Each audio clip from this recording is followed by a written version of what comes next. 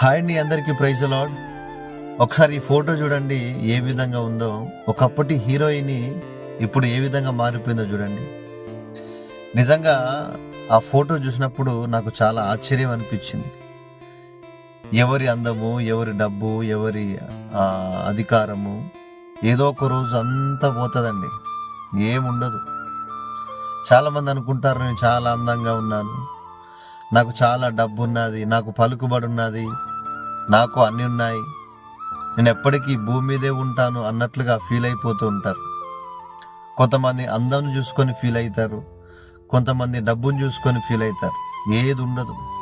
చూడండి ఒకసారి ఆ ఫోటో చూడండి. నాకైతే చాలా ఆశ్చర్యం అనిపిస్తూ ఉన్నది. జీవితాలు ఏ విధంగా ఉన్న జీవితాలు ఏ విధంగా మారిపోతున్నాయో కదా. ఈ లోకం మనకు శాశ్వతము కాదండి. అందము మోసకరము, సౌందర్యము వ్యర్థం అని చెప్పి బైబిల్లో మాట ఉంటుందండి. ఈరోజు అందంగా కనబడుతున్న పువ్వు రేపు రాలిపోతుంది. అలాంటి జీవితాలు మనవి. కాబట్టి ఈ లోకం శాశ్వతం అని చెప్పి మనం ఎప్పుడు ఫీల్ కావద్దు. మనమందరం ఒక రోజు ఈ లోకాన్ని విడిచిపెట్టి వెళ్ళిపోవాలి.